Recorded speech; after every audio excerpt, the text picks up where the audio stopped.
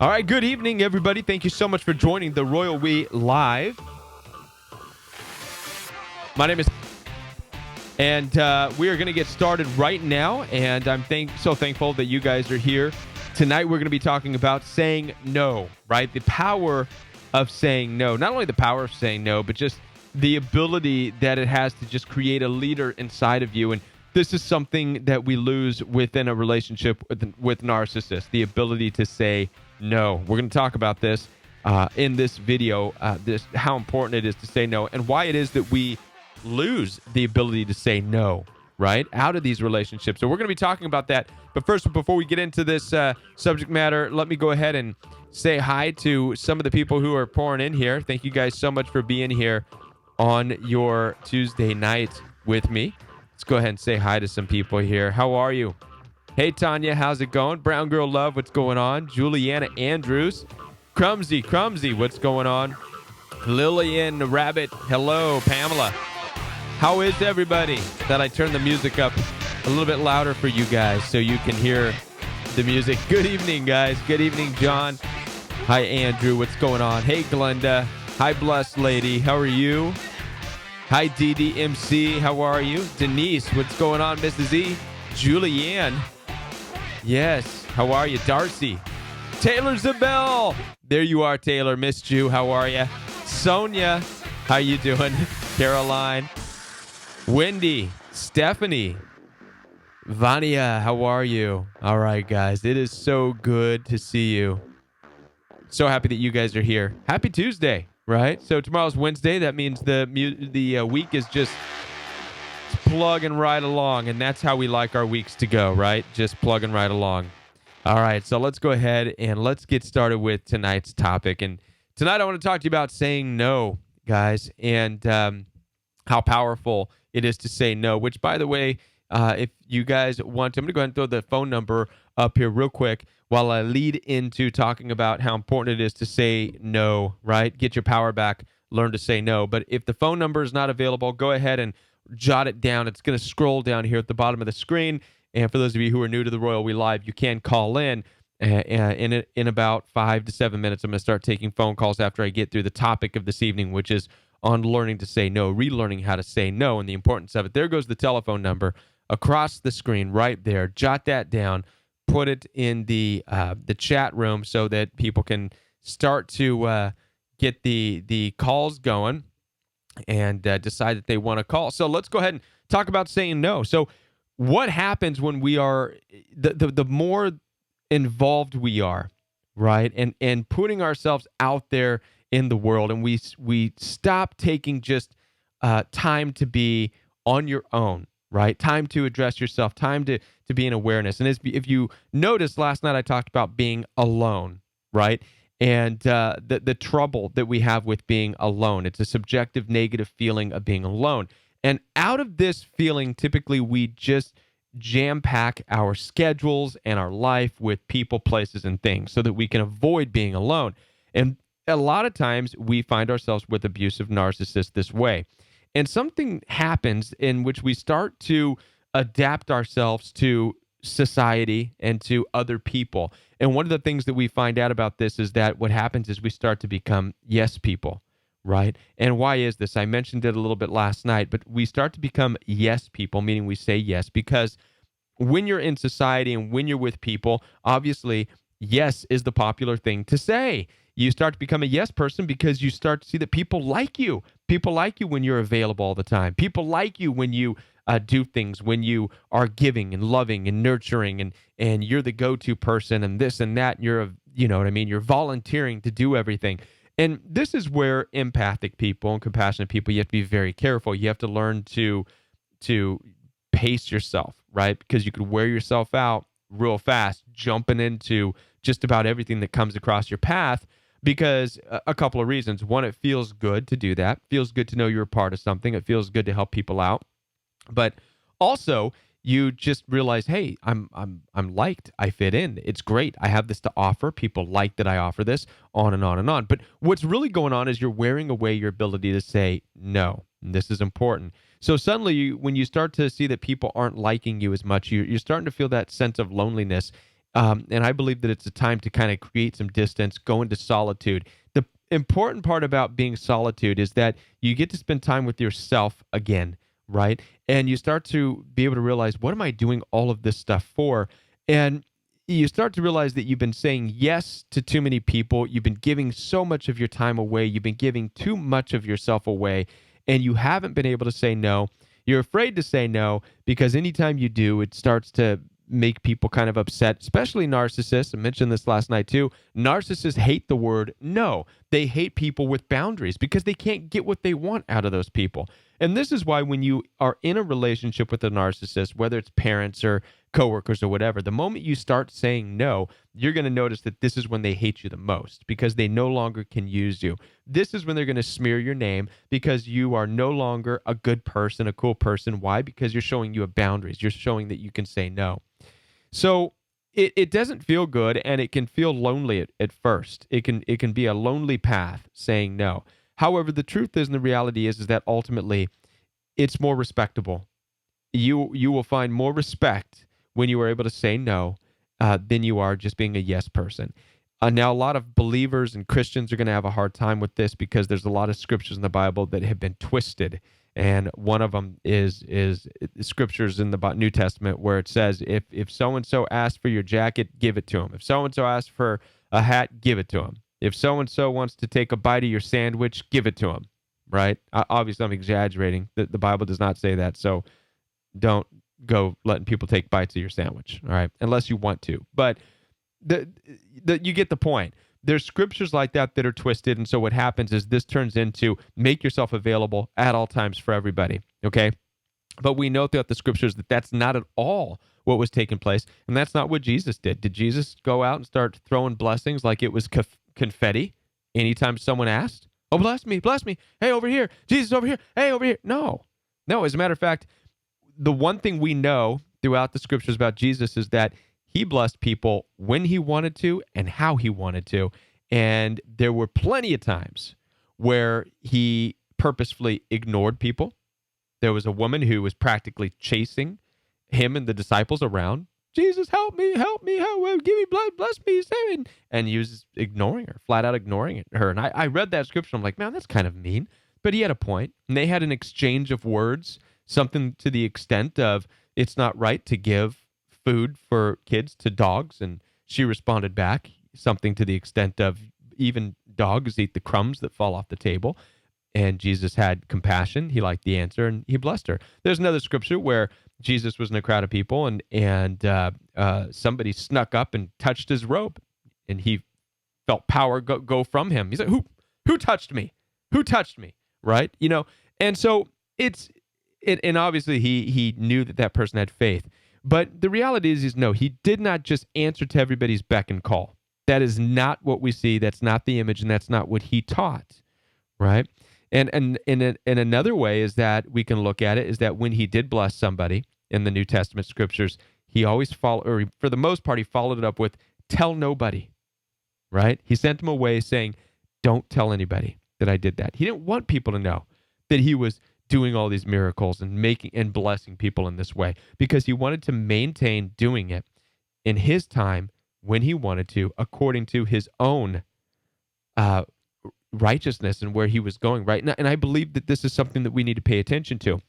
What most empaths and compassionate people, we start out in this good nature, and we start out somewhat in control, doing things when we need to, doing things when we see it fit, doing things when it's just and it's right. But at some point, being in a narcissistic culture and in a narcissistic world, we see that saying yes to people is the popular thing to do. And so we lose that control, and we just start saying yes and okay, and I'll be there. And before we know it, we're torn in like 50 different directions, and we end up sometimes making people upset. It happens too. But we forget the ability and the power to say no, which is where our leadership abilities are in, right? Again, there's a quote from Tony Blair. He's former British Prime Minister, and he described leadership as the art of being able to say no, the art of saying no, knowing when to say no and why and when not to. And this is something that's important for you and for me, is in our ability to say no, right? It can literally, saying no can move mountains, especially with narcissists. And again, it's going to drive certain narcissistic people away from you, family and friends and coworkers or whatever. They're not going to like that you say no to people. But being able to say no is ultimately going to get you further along the road in respect. It may not be the shortest path to being liked, right? But it's going to be a place where you will start to notice the change in the way people treat you and talk to you and throw demands at you, right? When you show that you have control over your time and your space in a better way, and you're not just going to be pulled around and doing whatever, okay? Also, you want to live a narc-free life and make sure you don't get involved with narcissists anymore, dating or otherwise, say no initially. Say no a lot right away. Narcissists will probably take off running, right? And because they're not getting their way right away. Okay. Powerful stuff there, guys. I wanted to share that with you. I hope that you were able to get something from that discussion of saying no. But now I am obviously curious to hear your guys' thoughts. I want to hear your phone calls and your ideas and your thoughts and your concerns with being able to say no to people, and just how saying no, if you have already been in a place where you have been saying no to people, how is it working out? What changes are you noticing taking place as a result of that? So go ahead and call in. The phone line is open. And while we're waiting for telephone calls, I want to give a shout out to our moderators. Thank you so much for all of your help, moderators. Blue, thank you for everything that you do. Hopefully you're on there tonight. Taylor Zabel, I know that you're there. Thank you so much for being here tonight, Taylor. Hope everything's going well. Everybody, be sure to give the moderators some love for everything that they do. They do a lot of work here and a lot of welcoming. It's great to have amazing moderators here. D Doll, if you're here, thank you so much. So glad that you are here to help out as well. And also for Justice and Truth, haven't seen you in a while, but hopefully you are doing well. And hopefully if you see this, you will remember the Royal We fam and how much you are loved and missed. And it would be great to see you back here. And so, guys, again, tonight we are talking about the power of saying no, the ability to say no, and how our inability to say no in the past by being a yes person, by giving in, by doing things that we probably shouldn't have, it kind of helped us stay involved with narcissists when we should have been long gone. That's what we're talking about. Let's go ahead and take a call from Illinois. You're live on the Royal We. Hey, Kevin, it's Karen. How are you? I'm good. How are you doing, Karen? I'm all right. I just have a number from Illinois. I'm actually in Tennessee, but it's all right. Okay. But I just wanted to just say a little bit about the saying no. I was in that position you were talking about saying yes all the time, and I saw the downward spiral of the changes. It comes on kind of sudden. I mean, kind of a subtle type of thing, and then it just snowballs. Are you talking about But after you start saying no or before you say no? uh, well, you say yes, you keep saying yes, Right. and so but the responses still get worse because it's not satisfying enough. Right. The more you do, the worse it gets. Yes. So That's right. so yes, and I've experienced that. So when I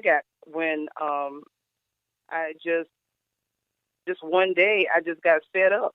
I got fed up and I said, I can't take this anymore. I can't take it. I can't do it. You have to go. And I didn't get too much that real mean reaction, but I did get that.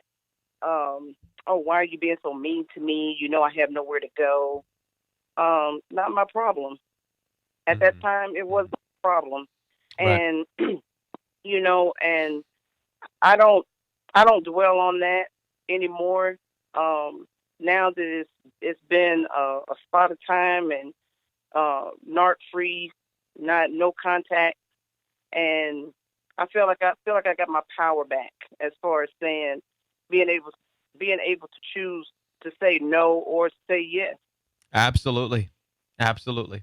And Narcissists tend to get you in this position. It's really wild because there is a point in time where they start to gain control. They know how they're going to get you to respond by just watching you. They know that when they get mad, you're going to do whatever you can to calm them down. They know that if they ignore you or leave you alone, you're going to keep coming around. They know that if they love bomb you, that you're going to like it. They start to pick up on these patterns. And the thing about these patterns with abusive narcissists is that all of these things put control in the narcissist's hands. It's like mhm, being a yes person is handing over your power to somebody else mm, nonstop. And so it, this is where we are with abusive narcissists. And so being able to say no, and I'm glad that I saw Blue put up a video of it's one of my older videos on learn to say no, just say no. One of the things that I say in there is it's important, it's equally important to be able to learn how to tell yourself no, because mhm, a lot of it is wanting to be with that person, wanting to be accepted by that person, wanting to be, exactly, and get this, guys, wanting to be liked by people. This is a big one. exactly, This is a big one, guys. The more we want to be liked by people, the more of a yes person we're going to become. Okay? mhm, If if we could stop if we could stop that, stop wanting so much to be liked by people and just be us who we're called to be, and let the right people, instead of trying to be liked by everybody, just allow the right people who resonate with you in your life be much better off. that's Much that's better off. true. But it had really, I mean, it went beyond the taking the power back of no. I had to really, sit um alone, but not being lonely and not being, I enjoyed being by myself because I had my house back and I had my time back. Right. And it seemed like it was not just things, it was not just money, it was time. And I think out of everything else, you can get money back, you can get things back, but you will never get your time back. Right. You will never Right. get time back that was wasted. And you know what? So, Let me to add this because I saw somebody just made a comment. Mike Smith said, some people don't know the meaning of no." Okay, and this is true, guys. Here's what I found out too. For some people, it takes more than a verbal no. Some people do not mhm, listen to a verbal no, and so and I'm going to wrap this phone call up so I can take some more phone calls if that's okay with you. And that's okay. yeah, because my phone is going off. I want to make sure some other people get in there. But thank you for calling. Okay. Bye bye. Bye. There are people who do not. We got a call from New York, and I'll go ahead and get that phone call up. New York, and while I'm wrapping this up, New York. Hold on one second there. Some people don't know the word no. They narcissists especially. They don't appreciate boundaries. They don't care about them because they don't believe you. So for some of these narcissistic people, if it's your dad, if it's your mom, if it's a relative, saying no but standing there is not going to work. It's like someone poking you. Poke, poke, poke, poke, poke, poke, poke, and you say, "No, stop it." And they're just laughing and they're still poking you. So at some point, you have to, A, hit their hand out of the way, which I wouldn't recommend doing, or B, move, leave, get as far away from them as you possibly can. So you have to do a physical no. By physical, I mean you show them the word no. Turn your back, you leave. That's the biggest no of all time. That's how you have to handle people who will not take the word no. You have to show them actions. Again, it's saying no to yourself too, because there's a part of you that wants to be there, but you can't be there with somebody who's not going to listen to you. You can't be there. It's not going to work. So you have to tell yourself no and tell yourself, "No, I'm not going to go and be around that person. I don't care if it's my dad wants to sit there and annoy me. I don't care if it's my mom. I don't care if it's a family member. I don't care if it's the president of the United States. If they're going to be annoying to me, I'm gone. I'm out." Right? This is the power of being able to say no. New York, you're live. Yes. Good evening. This What? is my first time calling in, and I just wanted to tell a quick story about the narcissist that I was involved in for 10 plus years. Uh-huh. Um, in the beginning, I didn't know what a narcissist was. So all the little love bombings and gaslighting that he was doing and mirroring and stuff, I just thought it was something crazy that he was just doing. I couldn't understand why he was going through those motions. It is Once crazy. I found out Yeah. that's exactly it. Once I found out what narcissistic is, and I started putting the pieces together because there was a whole lot of questions. I'm like, why is he acting like this? Why does he treat me nice 1 second and then can turn around and be real cruel to me verbally or be real critical verbally, right? Then once I started getting these answers and then start putting it together and figured out that he was a narcissist, I stopped allowing him to take my emotions there. I stopped allowing him to control the situation. I stopped engaging in those crazy conversations with him Right. and debates and stuff. And I started building stronger. And I started saying, D, you don't need this person in your life because he doesn't love you.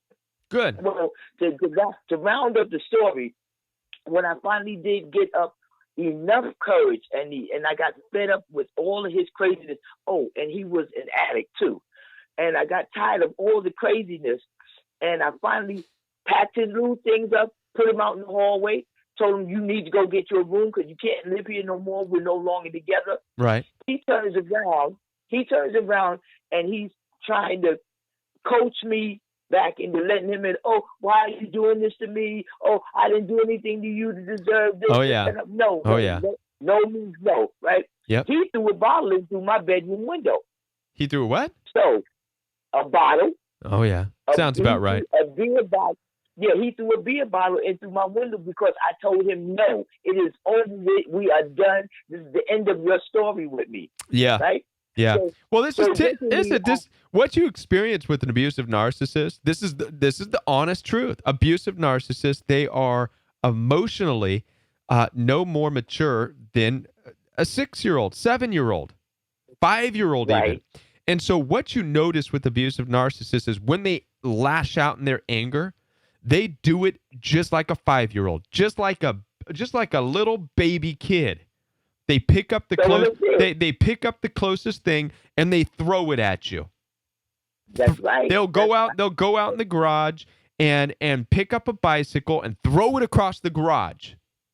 Little babies. They're babies. And here's the thing is like we see this type of action in kids, right? And it's not that scary in kids because they're little and you're like, okay, I know you're angry and hopefully you work with them to get the anger out.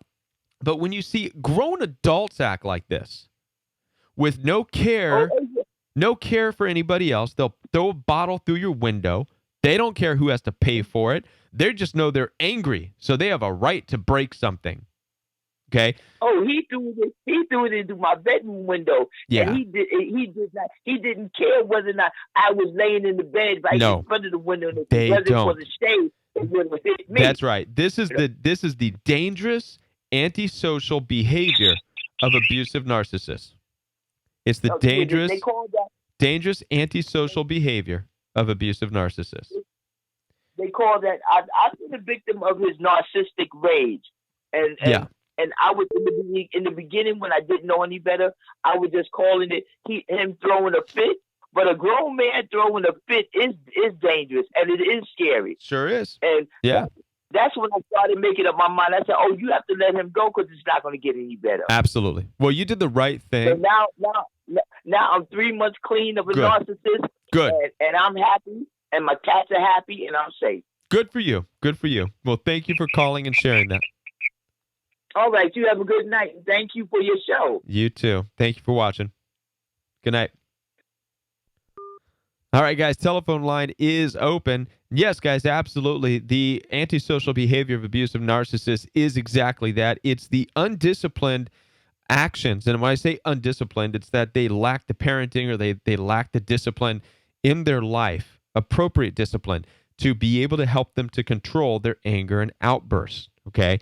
Those of you who have children, you know that at the ages of 3, 4, 5, 6 years old, 7, all the way up to early teens. These are important years for kids and children to learn discipline in life, to learn right from wrong, to learn that there are consequences to actions. You do not simply pick up a toy and throw it because you're mad. If you're parented right, the toys will be taken away from you, or there will be other consequences that will teach you that it's not worth it to throw a toy. When you deal with abusive narcissists, you're dealing with the undisciplined. They don't get that, nor did they ever get that. So they're left stuck, arrested development. We got a call from Ohio. Hang on one second, Ohio. It's called arrested development. They're stuck at that age where they can still pick things up and throw things and act out and lash out in anger, and it's justifiable, just like it is to a 5-year-old. Why? Because their feelings are that they're angry, and that's all that matters. Nothing else matters but me and my anger, because I'm a 5-year-old, right? Except they're 40, and but that's what's going on inside. They're 50, they're however old. So very scary sometimes. You got to recognize this early on. Stay away from it. You're live on the Royal We, Ohio. Hey, how's it going, Kevin? Good. How are you? Good, good. I just wanted to say, first of all, my heart goes out to everyone on this channel. Oh my God, like nobody but our group kind of understands this. We feel like we're going mad, and this channel has saved my life. Literally saved my life. Good. I was on the verge of thinking I was going crazy, and everyone tuning in knows what I'm talking about. They make you feel like you're going crazy. The thing I wanted to talk about was how the hardest thing for me, I think, is forgiving myself. Just looking back and not seeing the signs. They come home at 2:30 in the morning. They're texting people. You're seeing, just all of that stuff we go through. And then they're so defensive all the time. And they start making us feel like we're going mad. Yeah. And we start doubting ourselves from the very beginning. Right. And for me, my narc came over from England. So I'm like, oh my gosh, you know what? It's just a cultural thing. Or I didn't understand his accent. I'm like, it's got to be me. It has to be me. Yeah. I would never fall in love with somebody who was, evil or duplicitous or pernicious. I would never do that. I'm a pilot. Like, I'm not stupid. I'm smart. I make great choices in life. Yeah, and right. this guy was so charming and so handsome and so suave. And everyone loved him, and everyone who met him was like, oh my gosh, you are so lucky. You're so lucky. Oh my gosh. So much. Yeah. And that kills me, Kevin, because I'm thinking, wait a minute, I'm not seeing it. It's got to be me. It has to be me. No. You see, your friends and everybody, they're only seeing one side of him. They're only seeing the big smiley side that you saw when he first stepped off the boat or whatever he got over here from England on, right? So when you went and picked this dude up fresh off the boat, he was all smiles. And then as you guys got to know each other and as he got comfortable with you enough to show his real self, which is selfish, needy, entitled, that's when all hell breaks loose. Because you as an individual stand back and go, whoa, what's going on here? And then suddenly they realize, there's trouble. I better get this girl back under control so she does whatever I want her to do again. And then all hell breaks loose and it gets even worse, right? And, the forgiveness of yourself part, this is huge, and I'm glad you asked this, because what this says is that you realize that it doesn't matter ultimately how cute they look, right, coming off the boat. It doesn't matter whatever suave moves and words. And listen, you're not the only one. I had a girl call me one time that said that this is how overpowering this dream world can get around these people when you first meet them. This one girl said, Kevin, you got to understand this guy's eyes. He had these blue eyes, and it was like looking at Jesus. And I was like, okay. I said, listen, Jesus was Hebrew. I doubt his eyes were blue. But secondly, it doesn't matter.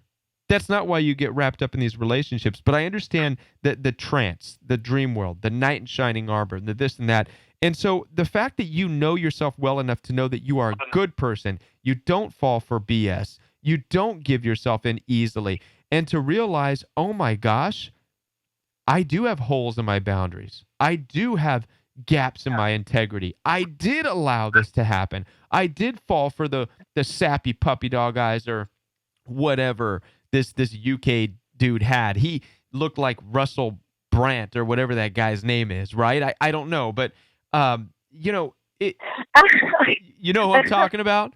What's that guy's name from the UK? The long No, hair. he actually looked a little more like Ewan McGregor. But go ahead. I know what you mean. He looked like who? Ewan McGregor. Ewan McGregor. There you go. Okay. So Yeah. there you go. So He you're was super hot. yeah, your dream world was already there. You're like, ooh, I got me an Ewan McGregor. Wow, go me. But And so it's easy yeah, to fall into that. well, Kevin, for your colors and for everybody, because I know I'm not the only one, and your colors are like, or your, the whole family Yeah. right now that's tuning in. They are such amazing spirits and souls, and to have gone through this, I am praying for each and every one of them. From Thank the you. bottom of my heart, I mean that. This guy had me thinking that I was less than dirt. Like I'm an ex-model, and I remember he was saying, "I'm not going to have sex with you because I don't like the fact you wear that T-shirt to bed. It turns me off. That is I don't so, like the way you talked to me 2 Jeez. weeks ago. I can't get aroused because of the fight we had 2 weeks ago. It was just, and then we would go like months, like months, like every 6 months we would have sex, and the whole time I'm thinking, oh my God, I'm the ugliest girl who ever lived. Like, I'm looking into plastic surgery. I'm like, oh my God, I'm such a turnoff to this person. Right. And I don't understand it because it's a mind game, because you go shopping and every guy hooks on you, and then you go home and you feel like you're the ugliest woman who ever lived still. And they just play these mind games with you, so you feel like, oh my God, I'm worthless. It's on I'm purpose. so worthless. It's on purpose. They do it on purpose because they know that they're not in a position to take care of you and to love you and to be a man for you, right? And this is what you ultimately realize, right? These people, you get involved with them, and it's quick, it's fast, it's powerful, but it's not something that's going to sustain you in life. And he knows it. He's not there to sustain you in life. It never was. It was never about that. The whole time it was, wow, I wonder if I can get this girl and get her clothes off. That's it. And it worked. And it's sad. And they become very good at doing things and saying whatever they can say just to make sure that happens, just to get that to happen.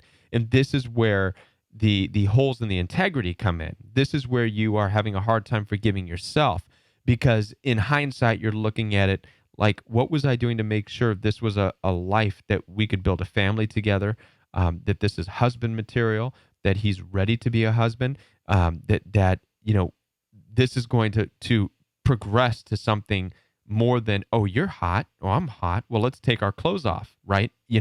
Because that's the world that we kind of live in, that's the culture, and that's what everybody's doing, and it hurts bad. So that's not, and so there is a lot of forgiveness there, because that's not what that's obviously not what you want. You want something stable. You want a stable relationship, right? Lost that telephone call. And but guys, I want to thank you guys. Looks like we're going to be wrapping up here pretty soon. Telephone line is open. I'm not sure what happened to her. Maybe she didn't like something I said. I don't know. But it is difficult, guys. It is difficult to navigate these relationships. It's very difficult to understand what's going on, and it's extremely hard to be able to forgive yourself when you get involved in these relationships, and you realize that it was, again, narcissistic abuse comes down to this. It's understanding that you were involved in a relationship that you had no business being in, doing things you had no business doing, going places you had no business going. And this is what everything inside of you is saying. Caller from North Carolina, you're live on the Royal We. Hi, Kevin. This is Adele. Hi there. Lost that telephone call as well. And it looks like we're going to have a difficult time right now. with the telephone. So we're going to go ahead and wrap this show up. It's 10:40, and I apologize to the callers who the calls have dropped tonight. I would encourage you, if you're listening right now, caller, call in tomorrow night, okay? And we'll make sure that you get on the telephone line. I saw the call was from North Carolina, and I will remember that. So call in tomorrow night, guys. We're going to go ahead and wrap it up. And I want to thank you guys for being here. And Ewan McGregor is not that hot. I agree.